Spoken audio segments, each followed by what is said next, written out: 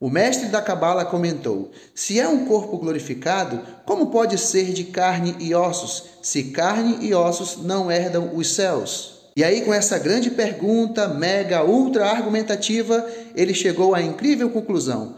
Viu como é fácil ver que a Bíblia é descartável?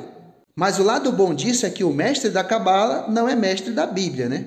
Bom, eu já falei aqui em outro vídeo sobre a confusão que muitos fazem por não entenderem o significado da palavra espiritual na Bíblia, achando que tudo que é espiritual é sem corpo, intangível, sem massa, sem peso, sem cor e etc. E essa ideia distorcida do ser espiritual nada mais é do que uma influência grega pagã. O interessante é que o mesmo Paulo, que em 1 Coríntios capítulo 15, verso 50, fala que a carne e o sangue não pode herdar o reino de Deus, no capítulo 2 ele faz um contraste entre o homem natural, o homem carnal, com o homem espiritual.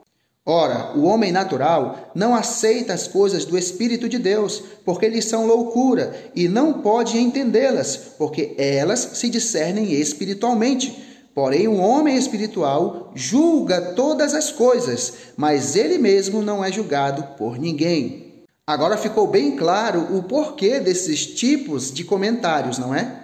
Esse termo carne e sangue é usado na Bíblia para se referir às pessoas, ao homem natural que herdou de Adão a corrupção, a natureza pecaminosa. Esse mesmo termo carne e sangue é usado também por Paulo em Efésios 6, verso 12, quando diz que a nossa luta não é contra carne e nem sangue, mas sim contra principados e potestades, contra os dominadores deste mundo tenebroso, contra as forças espirituais do mal nas regiões celestes. Ou seja, a nossa luta não é contra as pessoas, mas sim contra esses seres espirituais, que por sinal são seres espirituais, mas possuem corpos, eles são físicos. Enfim, a nossa luta não está no âmbito natural, mas sim no âmbito espiritual. E esse termo também é usado por Jesus em Mateus 16, verso 17, quando Pedro responde dizendo que Jesus era o Messias, o Filho de Deus. E Jesus responde a Pedro dizendo: bem-aventurados é Simão, porque não foi carne e nem sangue que te revelaram isso, mas sim o Pai que está nos céus.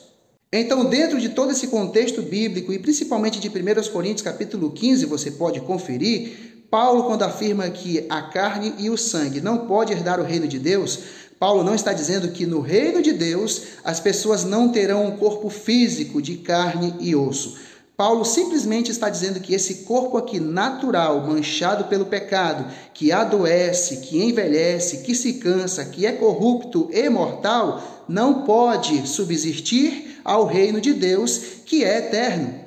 Então, Paulo, respondendo à pergunta, que corpo teremos no reino de Deus, seja por meio da ressurreição ou por meio da glorificação por ocasião da volta de Jesus, ele diz o seguinte: pois assim também é a ressurreição dos mortos.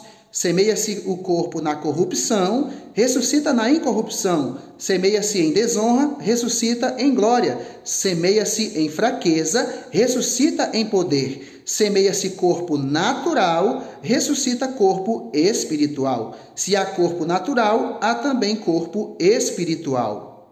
E então esse corpo natural, corrupto e mortal será revertido, transformado para um corpo incorruptível e imortal, igual ao corpo da glória de Jesus Cristo, como vemos em Filipenses capítulo 3, verso 21. E esse corpo de glória do qual Cristo ressuscitou, podemos ver em Lucas capítulo 24, dos versos 36 a 43, que é um corpo físico de carne e osso, mas um corpo glorificado.